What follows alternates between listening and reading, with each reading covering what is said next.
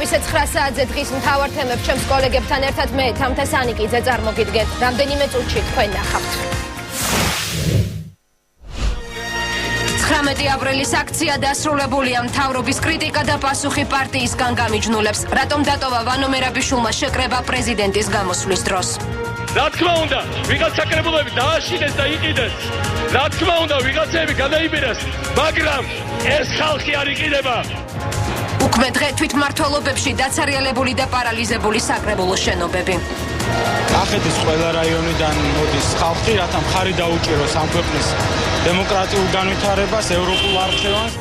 უსაფრთხოების ზომები და მონიტორინგის ჯგუფის შეფასება 19 აპრილის აქციამ ექსცესების გარეშე ჩაიარა. დღევანდელ დღეს მართლაც მინდა ვთქვა, რომ პოლიციამ იმუშავა საკმაოდ კარგად. რუსთაველის გამზირზე 2 თვით ადრე დაანონსებული აქცია დასრულებულია. მიტინგზე მცირე ინციდენტი მოხდა. პრეზიდენტის დაცვამ ტელეკომპანია თრიალეთის ჟურნალის ფიზიკური შეურაცხყოფა მიაყენა. საერთო ჯამში კი მიტინგმა ექსცესების გარეშე ჩაიარა. პარლამენტის წინ სამართალდამცველები დილიდან იყვნენ მობილიზებულები. აქციის მონაწილეთა რაოდენობიდან გამომდინარე, რუსთაველის გამზირის მხოლოდ ერთი ნაწილი გადაიკეტა.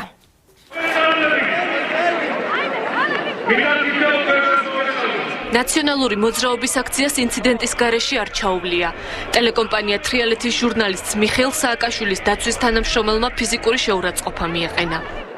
სავარაუდო დაცვის წევრები არ მაძლევდნენ მისვლის საშუალებას ტრიბუნასთან. იყო მცდელობა ასევე ჩემ ოპერატორზე განეხორციელებინათ ფიზიკური ზეწოლა. დაზიანებულია ტელეკომპანია თრიალეთის აპარატი. გამოიწვინენ შემდეგ უკვე ფიზიკური შეურაცხყოფა მომაყენეს დამარხეს ხელი. რუსთაველის გამზირზე და მის მიმდებარე ქუჩებზე დილიდან საზოგადოებრივ წესრიგს პოლიციელების გაძლიერებული შემადგენლობა იცავდა. საავტომობილო მოძრაობა 3 საათამდე არ შეფერხებულა. ნაციონალური მოძრაობის კოლონის შესვლის შემდეგ რუსთაველის გამზირზე საავტომობილო მოძრაობა 3 საათზე გადაიკეტა. კოლონას სამეგრელო ზემოსვანეთის გუბერნატორი თენგიზ გუნავა მიუძღოდა. მან განაცხადა, რომ გადაადგილებაში მხარდამჭერებს პრობლემები არ შექმნიათ. დღევანდელ დღესთან დაკავშირებით ვერით ახლა თვითონ შეგასაბჭოს სამით უნდა გაქცეთ ამაზე პასუხი. დღეს შეფერხება არ ქონია. მაგას ვერ ვიტყვი, რომ გუშინ წინ და ესე თქვა უკანა დღეებში არ ყოფილა. პირიქით დაფრთხილებდნენ, პოლიციის მუშაკები იქნებოდა ის სამსახურების, რომ არ წამოსულიყვნენ. პოლიციის მუშაობა დადებითად შეაფასეს ნაციონალური მოძრაობის ლიდერებმა და მათ მხარდამჭერებმაც. თუმცა განაცხადეს, რომ პოლიცია წინა დღეებში მათ მხარდამჭერებს ესეწოლას ახდენდა. ყველა უნდა შეეგუოს იმას, რომ თუ კანონს დაარღვევ, თუ კონსტიტუციის ფარგლებს გადახვალ, ნებისმიერი გამოხატვის უფლება მთავრდება იქ, სადაც ხდება სხვა ადამიანის უფლება და თუ შენ დაარღვევ სხვა ადამიანის უფლებას, აუცილებლად ჩაერევა პოლიცია და შესაბამისად პოლიციამ იმუშავა საკმაოდ კარგად. სამწუხაროდ იყო პრობლემები რაიონებში, რაჭაში, სამცხე-ჯავახეთში, სამეგრელოში, წინა დღეებში პოლიციელები აქტიურობდნენ, ზოგს აშენებდნენ.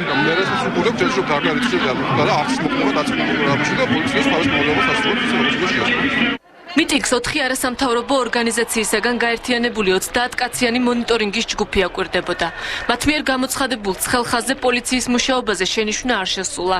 შინაგან საქმეთა სამინისტროს მიერ მართლაც პრეცედენტო ზომები იქნა გატარებული, რათა აქციის თვითონ მონაწილეს უსაფრთხოდ მიეღო მონაწილეობა ამ აქციაში.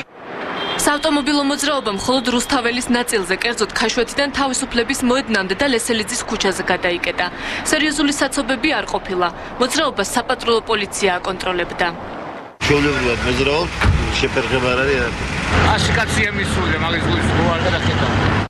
თავდაპირველად იგეგმებოდა რუსთაველის გამზირის, ვარდების მოედნის, თავისუფლების მოედნის, ლესელიძის და თაბუკაშვილის ქუჩების გადაკეტვა 12 საათიდან.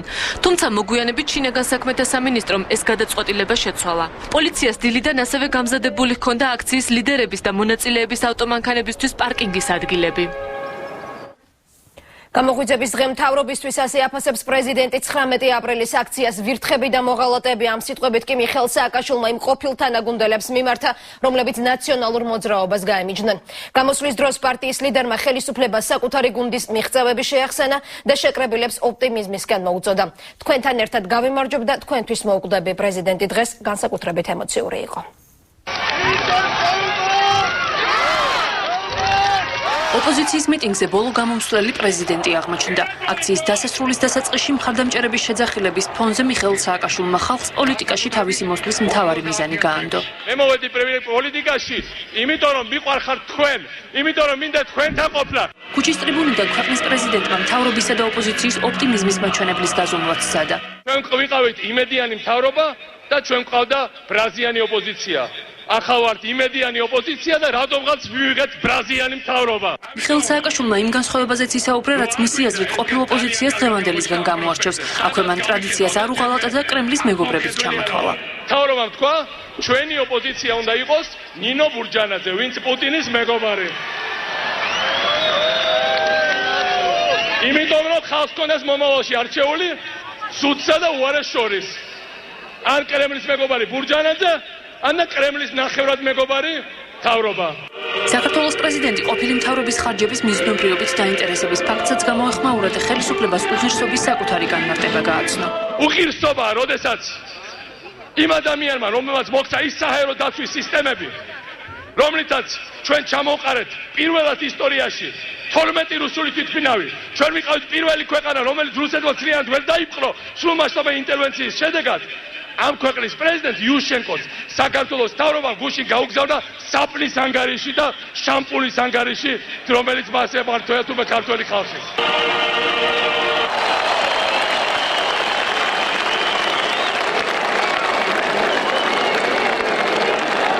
სიტყვის დასრულების შემდეგ პრეზიდენტმა ოპოზიციის მხარდამჭერებთან ერთად საქართველოს ჰიმნიც მოისმინა. ბოლო მუსიკალურმა აკორდმა აქციის ორგანიზატორისა და პარტიის გენერალური მდივნის გარეშე ჩაიარა. ვანო მერაბიშვილმა რუსთაველის გამზირი პრეზიდენტის გამოსვლის დროს დატოვა. გაურკვეველი სიები აქციაზე ინტერნეტ პორტალი TS-პრესი ნაციონალური მოძრაობის რამდენიმე სამტრედიელ მხარდამჭერზე წერს. მედია საშუალების ცნობით ამ ადამიანებთან საქაღალდე სიები ჰქონდათ. მობილურ ტელეფონზე ყოველი ზარის შემდეგ კი ფურცლებზე აღნიშვნას აკეთებდნენ. ჟურნალისტის შეკითხვას თუ ვის აღრიცხვას აწარმოებდნენ აქციის მონაწილეები, რესპონდენტებმა შეურაცხმყოფელი სიტყვებით უპასუხეს. TS-პრესის სიების ამსახველ ფოტოსაც აქვეყნებს.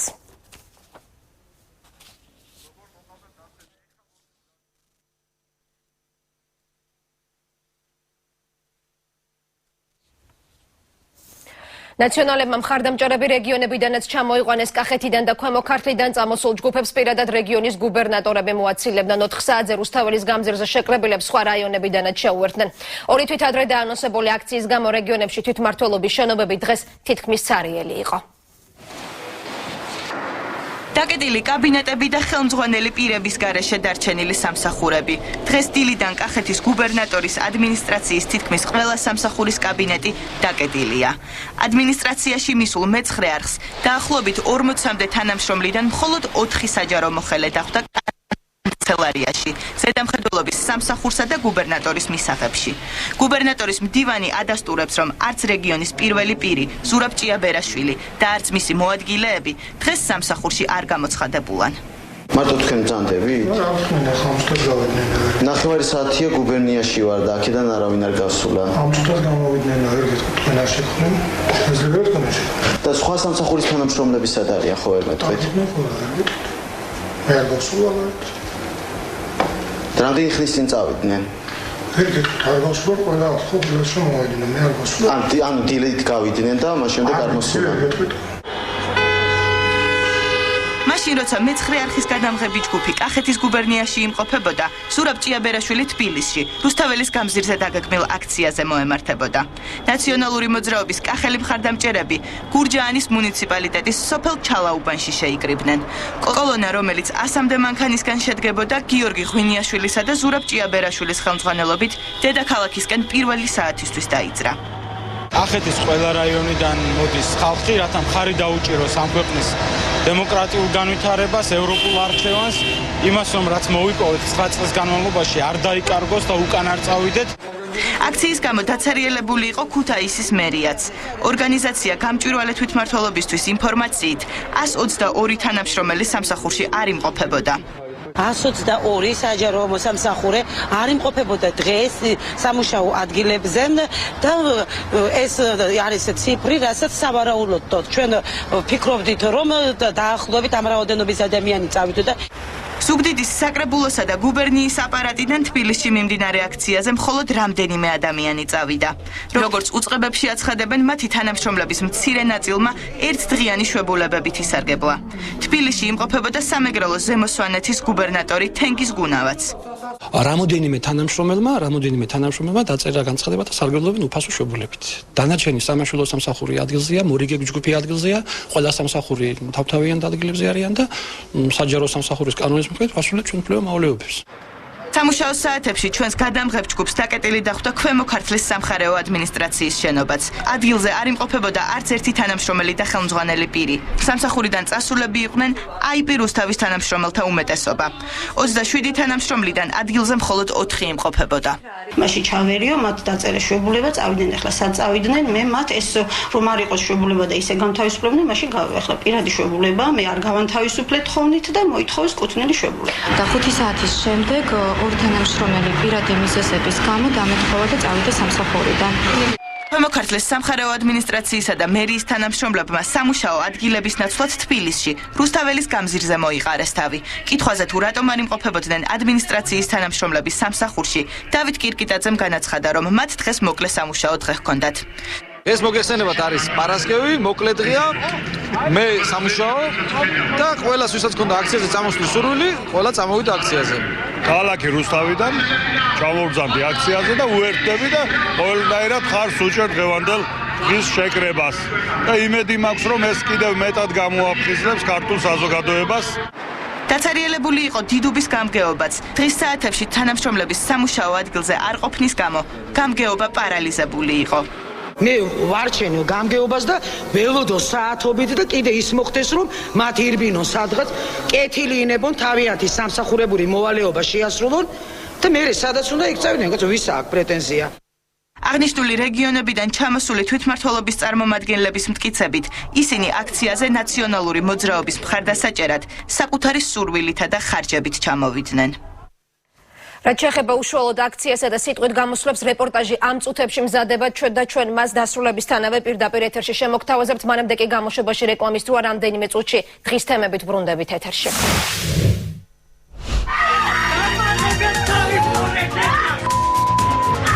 ინციდენტი ვაკეში უზენაესი სასამართლოს გადაწყვეტილების შემდეგ აღსრულების ეროვნული ბიუროს თანამშრომლებს ფიზიკურად დაუპირისპირდნენ.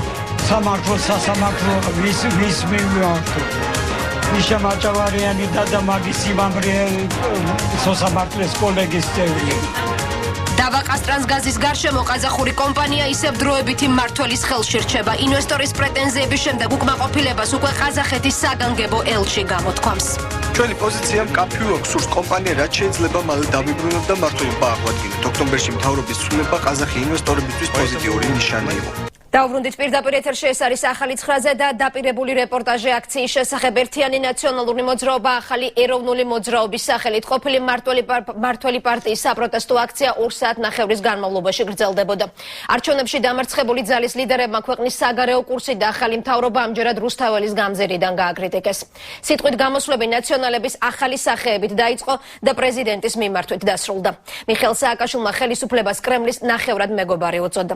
მიტინგზე ყოფილი ხელისუფლებით უკმაყოფილო რამდენიმე მოქალაქეც მივიდა, რომლებმაც პარლამენტის წინ საპროტესტო წერილები დატოვეს. ჩვენ მართლები ვართ. ჩვენ ბევრი ვართ. ახალი ეროვნული მოძრაობის დასაწყებად, რომ საქართველოს ევროპული კურსის შენარჩუნება და ქვეყნის აღმშენებლობაში ნაციონალების გამოცდილების გამოყენება აუცილებელია, ამაში ოპოზიციის ლიდერები მხარდამჭერებს 2 საათის განმავლობაში არწმუნებდნენ. მას შემდეგ, რაც პრეზიდენტი მოქალაქეებს სიყვარულში გამოუტყდა, ოფიციალური პოლიტიკური განცხადებები გაკეთდა. თანამემამულენო, ჩემო დედებო და მამებო, ბებიებო და ბაბუებო, ჩემო შვილებო, ჩემო დებო და ძმებო, საქართველოს საუკეთესო შვილნო, თქვენ ვერ წარმოიდგენთ, როგორი ამაყი ვარ, როგორი წელში გამართული, იმითი რომ დღეს აქ ხედავთ.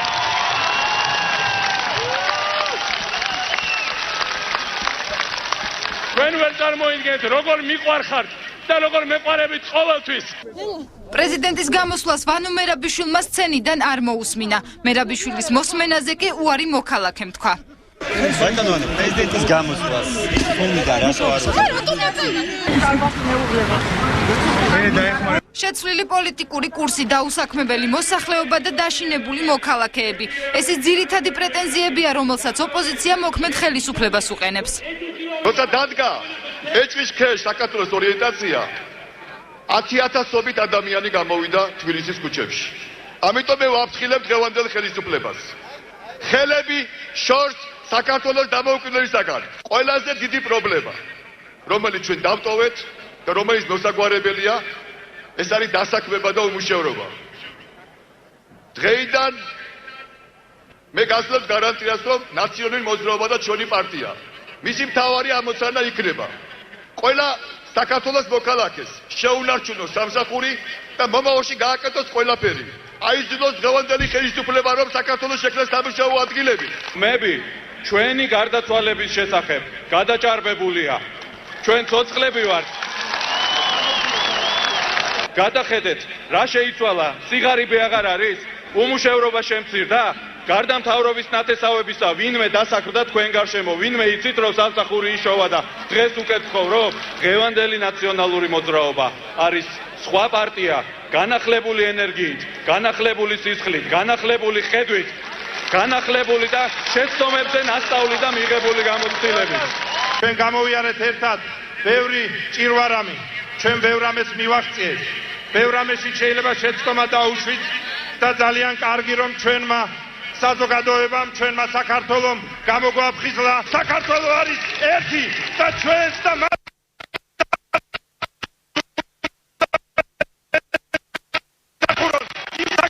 რომელიც მიდის ევროპისკენ.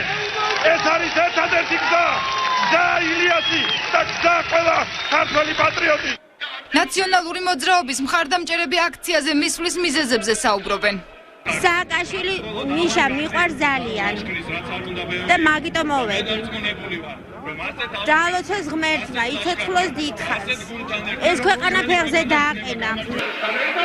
აქციაზე მოქალაქეთა ნაწილი ოპოზიციის ლიდერებისთვის კითხვების დასასმელად მივიდა. მათ ნაციონალური მოძრაობის წევრებს საპროტესტო წერილები გადასცეს. აი ამ ხალხს არანაირი მორალური უფლება არ აქვს. აი აქ 7 ნოემბერს ქიმიური ომი როცა გამოგვიცხადეს და 26 მაისს სისხლის გუბეები დააყენეს.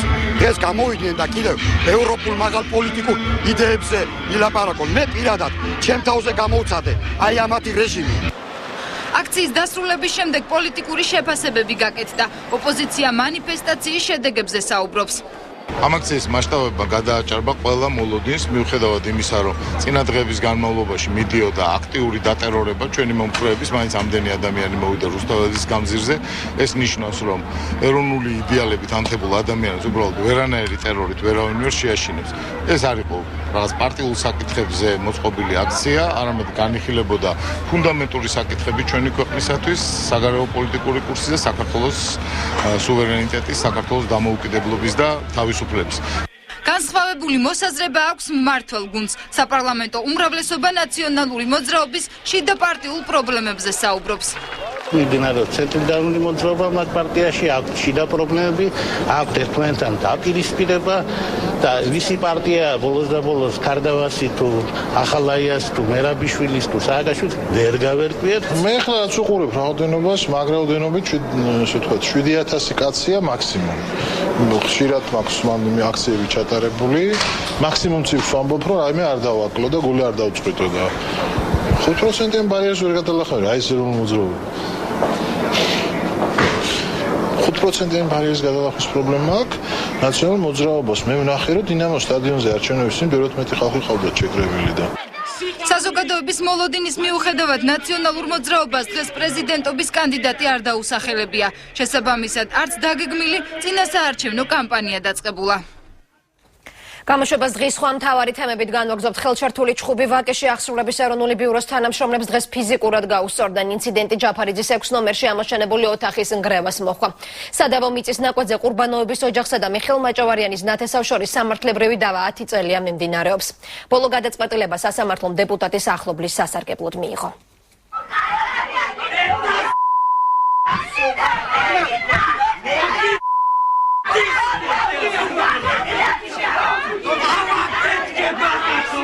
ჯაფარიძის 6 ნომერში ყურბანოვების კერძო სახლში აღსრულების ბიუროს თანამშრომლებსა და მცხოვრებლებს შორის ფიზიკური დაპირისპირება მოხდა. ვითარება მას შემდეგ დაიძაბა, რაც აღსრულების პოლიციამ უზენაესი სასამართლოს გადაწყვეტილებით ყურბანოვების ნივთების გატანას სცადა. ადგილზე სასწრაფო დახმარებისა და საპატრულო პოლიციის ბრიგადები იყო მობილიზებული. ოჯახის ერთ-ერთი წევრის ჰოსპიტალიზაციაც გახდა საჭირო. მე უკვე არ შემიძლია. ან მე მოგდები ან მაგას მოკნავ. არაფერი სასველი არის. ჩემ საკუთარი ბინას ანგრებენ რაზე ღობეს ეძახიან ბინას ანგრებენ იმიტომ სულ მაჭავარიანების რა ვიცი ვისების სულ შინაური ხალხებია მოდიან აი ესეთი გვაწამებენ ჩატარებული არის ლევან სამხარაულის სახელობის ექსპერტიზის ეროვნული ბიუროს მიერ ექსპერტიზა სასამართლო დაერქვა ამ ექსპერტიზას და ამის მიხედვით ხდება გამიჯვნა გამოსახლება არ არის გამიჯვნა ხდება უბრალოდ ერთი ოთახის მონგრევა დავა მიწის ფართობზე 10 წელზე მეტია მიმდინარეობს. 1996 წელს ტოფი ყურბანოვმა მიხეილ მაჭავარიანის სიმამრის ძმას თემურ ჟღენტს უძრავი ქონების 1/3 მიჰყიდა. ყურბანოვის ადვოკატის მტკიცებით თემურ ჟღენტმა მიწის ფართობიც მიითვისა, რომელიც მის მფლობელობაში არ იყო. ადვოკატის თქმით ჟღენტმა სასამართლოს შეცდომაში შეიყვანა. ზეწოლის ფაქტებზე საუბრობს ასევე საქართველოს აზერბაიჯანელთა კონგრესის თავმჯდომარე ალი ბაბაევი. სასამართლოს შეცდომაში შეყვანით ამ დღევანდელმა მესაკუთრემ თემურ ჟღენტმა, რომელიც არის რამაზ ჟღენტის ძმა, იუსტიციის საბჭოს წევრის, ამავე დროს ის რამაზ ჟღენტი არის მიხეილ მაჭავარიანის სიმამრი, სასამართლოს შეცდომაში შეყვანით მოახერხა, რომ მიიტაცა ტოფიკ ყურბანოვის საფლობელობის უდიდესი ნაწილი. ანგრევენ ბავშვების ოთახს, საფირფაროშოს და აბაზანას, რომელიც ყველანაირი გაყალბებით სასამართლოს საჯარო რეესტრის მხრიდან ყველანაირი უსამართლოდ გაყალბებული ბატონი მიშა მაჭავარიანი, რომელიც სამართლიანობაზე და დემოკრატიაზე ლაპარაკობდა 9 წელი, მის სიმამრის ძმა თემურ ჟღენტი, რომლებიც ყველანაირად ზეწოლით, სასამართლოების ზეწოლით გამოტანილი აქვს არასწორი განაჩენი.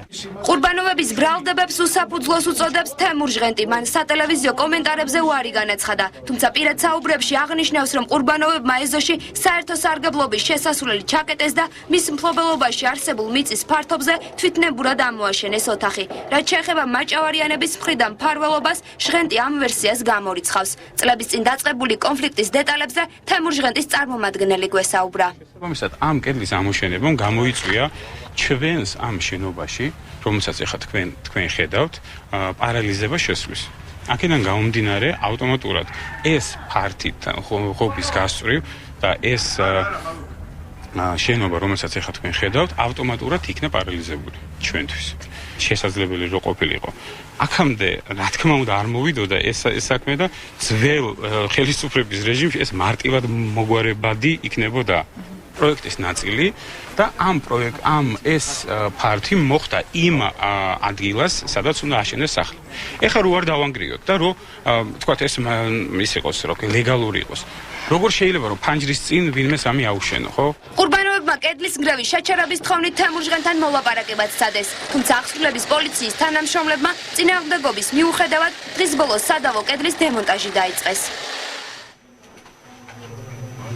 ჩვენ ახლა ვიმყოფებით სწორედ იმ ადგილას, სადაც აღსრულების პოლიციის თანამშრომლებმა და მუშებმა იმ კედლის დემონტაჟი მოახდინეს, რომელიც მეზობლებს შორის წლებია კონფლიქტის და დავის მიზეზი არის, როგორც თემურ ჟღენტი ჩვენთან საუბარში აღნიშნავს,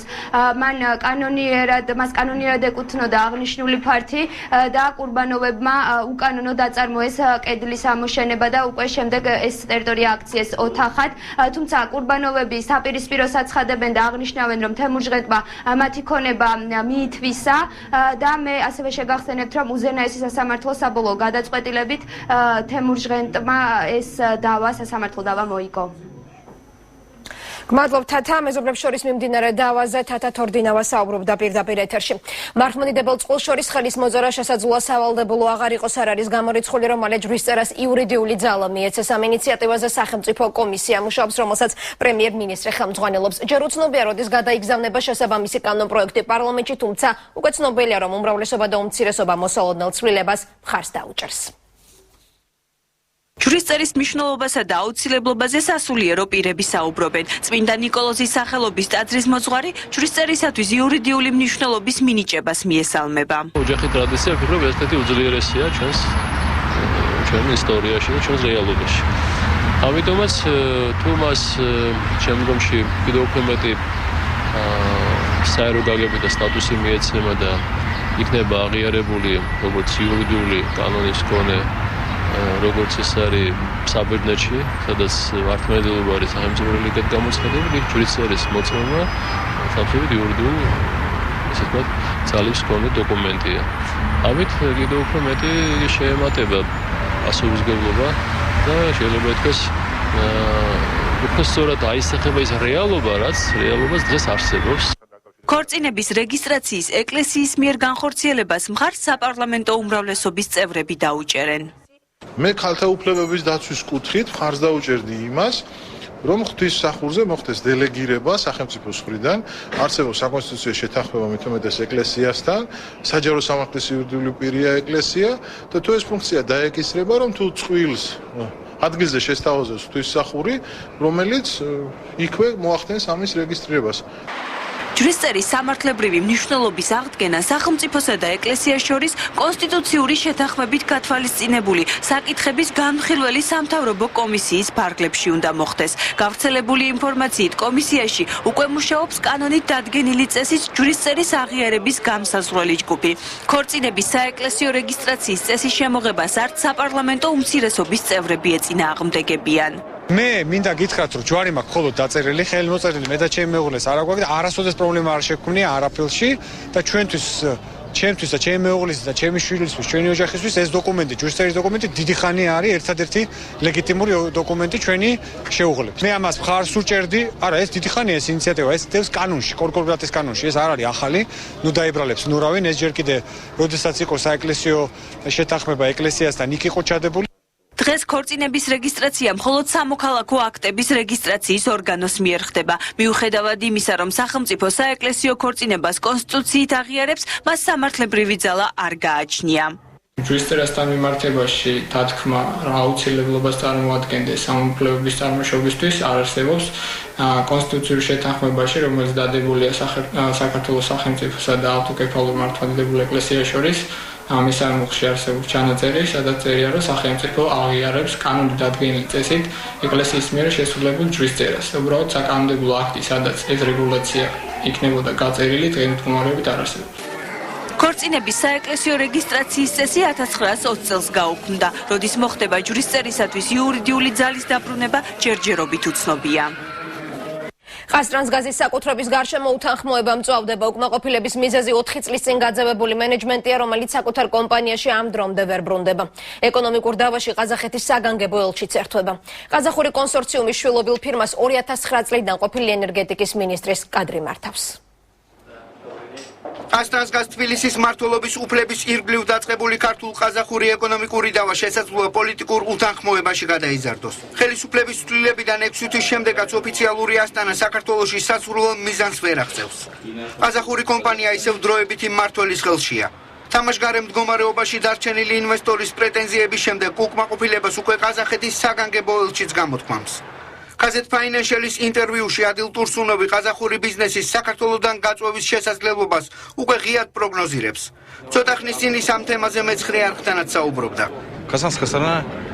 имеет очень четкую позицию. ჩვენი პოზიცია მკაფიო აქვს, სურს კომპანია რაც შეიძლება მალე დავიბრუნოთ და მართლობა აღვადგინოთ. ოქტომბერში მთავრობის ცვლილება ყაზახი ინვესტორებისთვის პოზიტიური ნიშანი იყო. არსებობდა მოლოდინი თუ როგორ გადაჭრიდა ახალი მთავრობა მათ პრობლემებს. თუმცა ყაზტრანსგაზის საქმეში პროგრესი არ ჩანს. მას შემდეგ რაც კომპანიის კონფისკაცია მოხდა, ყაზახმა ინვესტორებმა საქართველოს მიმართ ინტერესი დაკარგეს. გაზის სადისტრიბუციო კომპანიაში მენეჯმენტის დაბრუნების პირობით ყაზახი ინვესტორი დღესაც მზადაა ფინანსთა სამინისტროს წინაშე არსებული ვალი დაფაროს. თუმცა რამდენი თავად არ იცის. Почему эти деньги не шли в счет погашения? მოდით დავითვალოთ და გავარკვიოთ, რატომ არ ფარავდა სპეციალური მმართველი ყაზტრანსგაზიდან ამოღებული 30 მილიონიანი დებიტორული დავალიანებითა და ზემოგებით მიღებული შემოსავლით ვალს. დღემდე კომპანიის ფინანსებთან წვდომა არ გვაქვს და ვერ გეტყვით, სად მიდიოდა ეს თანხები. თუმცა ეჭვი უკანონობაზე სერიოზული გვაქვს. ყველა ეს კითხვა ძველ მთავრობასთან უნდა დაისვას. თუ კი ბუღალტერიას შევადარებთ, არც ის გამიკვირდება, რომ რეალურად სახელმწიფოს კონდეს ჩვენი ვალი. ყაზახ ინვესტორთან დავის გადასაჭრელად მოლაპარაკების დაწყების სურვილს ჯერჯერობით მხოლოდ ენერგეტიკის სამინისტრო გამოხატავს. ჩვენი მთავრობა მზად არის დაიწყოს მოლაპარაკებები და დავიწყოთ განხილვები, რომ კომპანია დაუბრუნდეს ყაზახურ მხარეს. ამის მზადყოფნა არსებობს. მთავარია ოფიციალური დელეგაციები შეხვდნენ ერთმანეთს, დავждეთ მაგიდასთან და საუბრის შედეგად მივიღოთ გადაწყვეტილება, იმიტომ არსებობს კითხვები. მოლაპარაკებები ჯერ არ დაწყებულა. ყაზახური მენეჯმენტის დაბრუნების პერსპექტივაზე ყაზტრანსგაზ თბილისში არ საუბრობენ. კომპანიის მმართველი ოფიციალურ უწყებათა დირექტივებს ელოდება. ხომდეს ჩვენ არ სპეციალური მმართველი, მე ნიშნავს მანებულირებელი კომპანია, შესაბამისად მალი არის ფინანსთა სამინისტროსი და ფინანსთა სამინისტრო თავის ვალების ნაწილში ალბათ გამოთქვამს აზრს გაგრძელების ან ინვესტორის დაბრუნების ან ასე შემდეგ. ეს ჩემი გადასაწყვეტი თემა არ არის და თუმცა ამაზე პასუხს კონკრეტულს ვერ გაგცემ. ვითარების გამწვავების პირობებში მოქმედ მენეჯმენტს უფლებამოსილების 4 წლიან ვადას მარეგულირებელი კომისია კიდევ ერთი თვით უხანგრძლივებს. ვალის ამოსაღებად ყაზტრანსგაზში სახელმწიფო მმართველი 17 აპრილის ნაცვლად 17 მაისამდე რჩება. ამჟამინდელი მართვის ეფექტურობის შესახებ ყაზახური მხარის პრეტენზიებს კომისიის თავმჯდომარე მეცხრე არხთან პასუხობს. რაოდენობით იქნება გახსნილი რაღაცი კიდევ მოიგოწევი და როგორ ხდებოდა ამის გრაფიკის ახალმეხედეთ საფეხების გადახდების ახალსება ამასთან დაკავშირებით მე არ მოხარები უფლება ყოველდღე გავაკეთო ვინაიდან კრედიტორი და ხალხის ფინანსთა სამინისტრო და სწორედ მათავს უფლება თქვენ გრაფიკის მიხედვით მოხდა თუ არა ვალების გადახდა და ირმოთვალ გრაფიკი და ასე შემდეგ. ეს კომისიაში არსებობს სამინისტროდან შემოსული წერილი, რომ ისინი თანახმან არიან, რომ გაზრდეს ზოებითი მმართველობა და არც ამ წერილში ჩაწერილი არაფერი ზოებითი მმართველის ხსენებასთან დაკავშირებით. ვალის ოდენობისა და მისი დაფარვის პირობების შესახებ განმარტებას არ აკეთებს ფინანსთა სამინისტრო. ყაზახური მხარის კითხვებზე პასუხის გაცემა სახელმწიფო დელეგაციას თვის ბოლოს მოუწევს. სავაჭრო ეკონომიკურ ურთიერთობათა მთავრობათა შორისი კომისიის სხდომაზე მთავარი საკითხი ყაზტრანსგაზ თბილისის თემა იქნება. ასტანაში გადაწყდება როგორ დაიბრუნებს ინვესტორი კუთვნილ კომპანიაში მართვის უფლებას. ვალის გადახდამდე თუ მისი დაფარვის შემდეგ. სოციალურად დაუცველების სტატუსის მოლოდინში მშვიდობა ძების ოჯახი უსახსრობის გამო ავადმყოფი მცირეწლოვნის მკურნალობას ვერ ახერხებს. 3 წლის თამარ მშვიდობაძეს უმძიმესი დაავადების დიაგნოზი დაუსვეს. ჯანდაცვის სამინისტროში სიღარიბის ზღვარს ქვემოთ მყოფი ოჯახის განცხადებას უკვე სწავლობენ.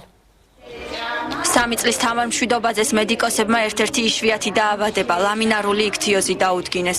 გოგონას სახე და მთელი ტანი ყავისფერი ლაქებით აქვს დაფარული. დაავადება გენეტიკურია და მისი სრულად განკურნება შეუძლებელია. თუმცა თამარს ყოველდღიური მკურნალობა მაინც ესაჭიროება. ბავშვისთვის მზეზე სიარულიც კი საზიანოა. თამარიც ზაფხულის პერიოდში ძალიან ცუდად გრძნობს თავს. მას უწევს ტემპერატურა. და შესაბამისად ნაკლებად აქტიურია და მას სჭირდება მოვლის განსაკუთრებული საშუალების განსაკუთრებულ პირობებში ყოფნა. ეს ის შემთხვევა, როდესაც არის მძიმე ფორმის იქთიოზი, მას აქვს საკმაოდ სქელი ქერქები.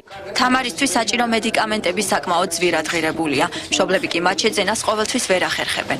6 სულიან ოჯახში სამსახური არავის აქვს და მათი ერთადერთი შემოსავალი მხოლოდ სახელმწიფოს მიერ გამოყოფილი 150 ლარიანი სოციალური დახმარებაა. იმდენად მძიმედ ავადმყოფია, რომ ვეღარ უძლებს ვეღარც ბავშვი და ვეღარც ჩვენ. უნდა 300 ლარის მედიკამენტები მთელი თვის განმავლობაში, რის გამოც ჩვენ ამის საშუალება არ გვაქვს, რით უშველოთ, რა გავაკეთოთ, აღარ ვიცით. ბავშვისთვის შეზღუდული შესაძლებლობების მქონე სტატუსის მინიჭების თხოვნით მშვიდობაძეებმა შრომისა და ჯანმრთელობის დაცვის სამინისტროს არაერთხელ მიმართეს. თუმცა იმ მოტივით, რომ თამარის დაავადება ბავშვის ფიზიკურ და გონებრივ შესაძლებლობებზე ნეგატიურ გავლენას არ ახდენს, უარი მიიღეს. იმის ის რა გახდა, რომ ერთი ინვის მიანიჭონ, რომ პენსია ჯგუფი მაინც მისცენ ბავშვს, რომ პენსია მაინც დაენიშნოს. ნახევართვის ხომ მაინც გასტანს იმით. ჯანდაცვის სამინისტროში აცხადებენ, რომ აღნიშნული დაავადება იშვიათ დაავადებათა ნუსხაშია, რაც ამბულატორიულ და სტაციონარულ დახმარებას გულისხმობს. ამავდროულად სპეციალისტები იქთიოზით დაავადებულთა შეზღუდული შესაძლებლობების მქონე სტატუსის მინიჭებაზეც მუშაობენ. ამ შემთხვევაში უნდა იაქტიუროს სპეციალისტთა ჯგუფმა, კონკრეტულად თითოეულ დარგში არსებობს პროფესიული კავშირები, რომლებიც გარკვეული პრობლემის წარმოშობის დროს ჩვენ მათთან კონსულტაციებს გავდივართ, აღნიშნული საკითხები შეგვაქვს ანალოგიათა ჩამონათვალში. ეს შემთხვევა დგას საკმაოდ აქტუალურად, ჩვენ განვიხილავთ ამ საკითხს შესაბამის სპეციალისტებთან. რამდენიმე თვის წინ ადგილობრივმა ხელისუფლებამ შვიდობაძეების ოჯახს ერთჯერადი დახმარება გაუწია. ჩვენ ახლა მუნიციპალიტეტში მაქსიმალური თანხით დავეხმარეთ 1500 ლარით. მე მინდა განვაცხადო, რომ დღესაც შეგვიძლია დავეხმაროთ. ადგილობრივი ხელისუფლება 3 წლის თამარ მშვიდობაძეს ჯანმრთელობის დაცვის სამინისტროს პენსიის დასანიშნად მსჯუხ-მდგომლობასაც გაუწევს. მშვიდობაძეების შრომისა და ჯანმრთელობის დაცვის სამინისტროს სოციალური დაცვის დეპარტამენტს დახმარების თხოვნით უკვე მეხუთედ მიმართავენ. საქართველოში მოსწავლეთა საგანმანათლებლო დონე საერთაშორისო სტანდარტის მიხედვით საშუალოზე დაბალია. კვლევის შედეგების გამოქვეყნების შემდეგ UNICEF-ის ქართული ოფისის ხელმძღვანელი ხელისუფლება სპეციალურ რეკომენდაციებს აძლევს. მთავარი აქცენტი სკოლამდელი განათლების ხელმისაწვდომობაზე კეთდება. მაია გოგოლაძე ორი შვილის დედაა. მისი შვილები გარკვეული პრობლემების გამო ბაღში არ დადიოდნენ, რასაც დღეს ის ძალიან ნანობს. იმაჩნია რომ მიმეყვანა რაღაცას ავწდებოდი პროცესებს, რაც მათ გაიარეს, როცა პირველ კლასში იყვნენ, კომუნიკაციის პრობლემებს, იმას, რომ მშობელი ზედმეტად უნდა დაიტვირთოს იმისათვის, რომ ხანდახან არ იცდის ხოლმე ბავშვი სკოლაში და რაღა ამ პროცესებში მშობელმა მიიღოს მონაწილეობა, შემდეგ მისი ადაპტაცია. ქვეყანაში განათლების დაბალი დონის არსებობაზე რამდენიმე დღის წინ ევროკავშირის სპეციალურმა წარმომადგენელმა თომას ჰამარბერგმა ისაუბრა და აღნიშნა, რომ საქართველოში ბავშვთა განვითარებას მეტი ყურადღება უნდა დაეთმოს. UNICEF-ის მონაცემებით საქართველოში 77,000 ბავშვი უკიდურეს სიღარიბეში ცხოვრობს. ცუდი მდგომარეობაა ბავშვების აკადემიური მოსწრების მხრივ, ეგრეთ წოდებული PISA-ს ტესტის მიხედვით საქართველო თითქმის ყველა ევროპულ ქვეყანას ჩამორჩება. ასევე ძალიან მაღალია ბავშვთა სიკვდილიანობის დონე. განათლების სამინისტროში ამბობენ, რომ ბოლო წლებში ქართულ მოზარდთა განათლების დონე გარკვეულწილად ამაღლდა, თუმცა იმასაც დასცენენ, რომ საერთო სურათის მიხედვით მოსწავლეთა მომზადების დონე საერთაშორისო საშუალო მაჩვენებელზე დაბალია. ამ კვლევის დიზაინი იმდაგვარია, რომ მასში მონაწილეობენ როგორც მოსწავლეთა მშობლები, დირექტორები, მასწავლებლები და ასე შემდეგ და შესაბამისად საშუალებას გვაძლევს ვიკვლიოთ ყველა ის მნიშვნელოვანი ფაქტორი, რომელიც შეიძლება მოსწავლის მიღწევაზე აისახებოდეს, ხო, მაგალითად ოჯახის საგანმანათლებლო რესურსი, სკოლის საგანმანათლებლო რესურსი, მასწავლებლის კვალიფიკაცია და უამრავი სხვა ფაქტორი, რომელიც შეიძლება გავლენას ახდენდეს მოსწავლეთა მიღწევებზე. იმ ფაქტს, რომ ქვეყანაში განათლებისა და განვითარების დონე არც თუ ისე მაღალია, საქართველოში UNICEF-ის წარმომადგენელი საშა გლაუმანი ხაზს უსვამს და ამბობს, რომ დონის ასამაღლებლად სკოლამდელი განათლების მიღება აუცილებელი ფაქტორია. გლაუმანის თქმით, მდგომარეობა კომპლექსური მიდგომის საფუძველზე უნდა შეიცვალოს. დიდი ყურადღება უნდა იყოს გამახვილებული სკოლამდელ საგანმანათლებლო დაწესებულებებზე. ყველა ბავშვს უნდა ჰქონდეს უფასო სკოლამდელი განათლების მიღების საშუალება. როგორც წესი, ამ საფეხურის გამოტოვება ზრდასრულობისას ხდება შესამჩნევი. უმნიშვნელოვანესი პრობლემაა საქართველოში კვების დეფიციტი, რომელიც აისახება სწავლის, ცოდნის მიღების უნარზეც, რადგან ეს ბავშვები ვერ ახერხებენ სრულყოფილად ჩამოყალიბებას. მთავრობას რამდენიმე რეკომენდაციაც გაუწიეთ. მათ შორისაა ბავშვთა საყოველთაო შეღავათის შემოღება, რაც გულისხმობს თითოეული ბავშვისთვის თვეში 30 ლარის გამოყოფას. განათლების სამინისტრო უკვე რამდენიმე წელია UNICEF-თან თანამშრომლობს. სამინისტროში სკოლამდელი საგანმანათლებლო დაწესებულებების დასახვეწად სპეციალური დეპარტამენტიც შეიქმნა. სკოლამდელი განათლების სექტორისთვის არასდროს არ ჩატარებულა რეფორმა. შესაბამისად, თანამედროვე სწავლების მეთოდოლოგიები და სტრატეგიები არის მათთვის უცნობი და უნდა შემუშავებული იყოს ზუსტად სკოლამდელი აღზრდის განათლების სასწავლო პროგრამა. მეორე, ეს იყო მასწავლებელთა მეთოდოლოგიური მხარდაჭერის სახელმძღვანელო, ეს იყო ადრეული განათლებისა და განვითარების სტანდარტები. პარლამენტმა სკოლამდელი საგანმანათლებლო დაწესებულებების გაუქმების შესახებ კანონი უკვე მიიღო. ექსპერტები იმედოვნებენ, რომ აღნიშნული ფაქტი საგანმანათლებლო სისტემას გააუმჯობესებს.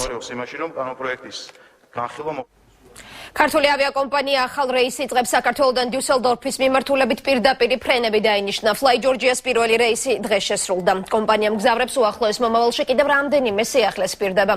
თვის ბოლოს Fly Georgia ახალი რეისების დამატებას აპირებს. ამჯერად ბრიუსელისა და სტოკჰოლმის მიმართულებით. საფულში კი ფრენები ბარსელონისა და ფრანკფურტის მიმართულებითაც შესრულდება.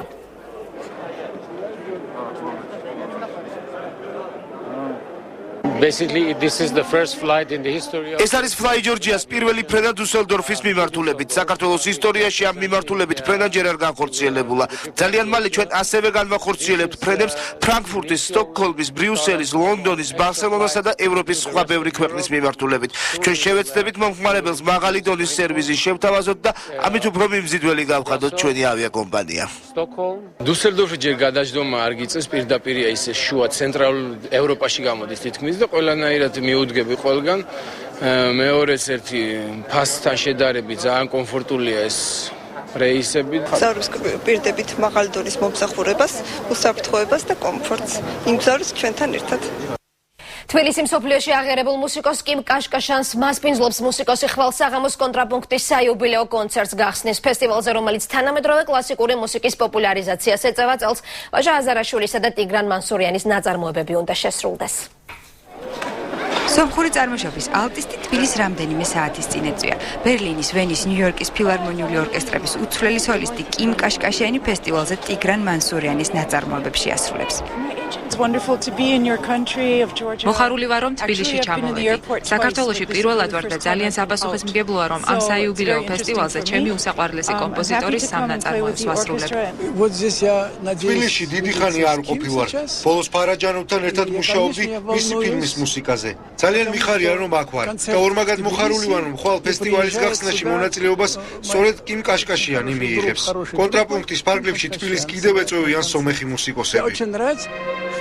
კლასიკური მუსიკის ფესტივალი კონტრაპუნქტი ნიკოლოზ რაჭველმა 2007 წელს დააარსა და მასში ყოველწლიურად ორი თანამედროვე კომპოზიტორის ნაწარმოებებია წარმოდგენილი. ქართველ კომპოზიტორთან ერთად მუსიკოსები ერთი უცხოელი პოპულარული კომპოზიტორის ნაწარმოებებს ასრულებენ. ამ ფესტივალზე მკაფიოდ ჩანს, რომ სახელგანთქმული უცხოელი კომპოზიტორის გვერდზე რაოდენ წყინვალედ ჟღერს სწორედ ქართული პროფესიული მუსიკა. ეროვნულ მუსიკალურ ცენტრში სიმფონიურ ორკესტრს ახლა გენერალური რეპეტიცია აქვს. ხვალ მათთან ერთად სცენაზე კიმ კაშკაშიანი დაუკრავს. ჩემი ოცნება იყო, რომ ეს ჩვენს ქვეყანაში შესრულებულიყო. ვერც კი წარმოვიდგენდი, რომ მე თავად ვიქნებოდი სადირიჟორო პულტთან და ჩემი საოცნებო სოლისტი და მუსიკოსი კიმ კაშკაშიანი ჩვენთან ერთად დაუკრავდა. ვაჟა აზარაშვილის კომპოზიციებს ორკესტრთან ერთად პირველი ფლეიტა ირაკლი ევსტაფიშვილი და ფესტივალის ერთ-ერთი დამფუძნებელი უცხოეთში მოღვაწე ალტისტი გიორგი ცაგარელი შეასრულებენ. მე ვასრულებ ვაჟა აზარაშვილის ალტის კონცერტს, რომელიც უკვე რამდენიმე წლის წინ არის დაგეგმილი, რომ შეგვესრულებინა, მაგრამ რაღაც სხვადასხვა მიზეზების გამო, იმის გამო, რომ თბილისში იშვიათად ვარ ხოლმე, ვერ მოხერხდა და ეხლა ყველა ძალიან ბედნიერები ვართ, რომ სრულდება ეს ნაწარმოები. მეორე დღე ვესწრები რეპეტიციებზე, ძალიან კარგად მუშაობს ბატონი ნიკა რაჭველი. თუ ასე შესვლა ალბათ შესრულდება, მე მგონი რომ მაყურებელი გულგულელი არ დაგვრჩება. კონტრაპუნქტის რეპეტიციაზე კამერით ხელში კულტურისა და ძეგლთა დაცვის სამინისტროს კულტურის პოპულარიზაციის დეპარტამენტის დირექტორი ხათუნა ხუნდაძე შევნიშნეთ, რომელიც საკურსო ფილმზე მუშაობდა და პორტრეტს ერთ-ერთ მუსიკოსზე აკეთებდა. აი ესეთი ფუფუნება მაქვს, რომ თვით ჩემი პროფესორი დავით გუჯაბიძე დგას ჩემთან კამერასთან და ეს არის მეჭვიც არ მეყარება რომ რაღაც ულამაზეს კადრებს ავიღებ. მე მგონი ორ კვირაში შევძლებ, რომ 15 წუთიანი ფილმი გავაკეთო. სანამ მინისტრის ყოფილი მოადგილე ფილმზე მუშაობას დაასრულებს, ფესტივალი კონტრაპუნქტი საზეიმოდ გაიხსნება და დაიხურება კიდეც. ფესტივალის ფარგლებში სულ 3 კონცერტი იგეგმება და ის 30 აპრილს ევგენი მიქელაძის სახელობის მუსიკალურ ცენტრში ვაჟა აზარაშვილის კომპოზიციებით დასრულდება. ახლა კი მთავარი კითხვის ანონსი, ვინ იქნებიან დღეს ეკაბერიძის გადაცემის სტუმრები, ამას ეკა ახლა თავად გაგვაცნობს ეკა საღამო მშვიდობის. საღამო მშვიდობისა თამთა მივესალმები მაყურებელს. მიიჩნევენ თუ არა ნაციონალურ მოძრაობას მთავარ ოპოზიციურ ძალად? რას ფიქრობენ მიმდინარე პოლიტიკურ პროცესებზე, ხელისუფლების დაპირებებსა და მთავარ გამოწვევებზე? რა შანსები აქვთ და რას შეცვლის მათი შესვლა პარლამენტში? ნაძალდევის მაჟორიტარი დეპუტატობის 2 კანდიდატი, გადაცემის პირველ ნაწილში კახა კუკავა, გადაცემის მეორე ნაწილში თამარ კორძაია უპასუხებენ მთავარ კითხვას. გმადლობთ ეკა, ეკაბერიძემ გაგვაცნო მთავარი კითხვის დღევანდელი ანონსი, ასეთი იყო დღის თემები საღამოს 9 საათისთვის. მე ხვალამდე და მე ორშაბათამდე დაგემშვიდობებით, მე 9 საათის საინფორმაციო სამსახური კი პირდაპირ ეთერში მუშაობას ღამის 12 საათზე განაახილეს.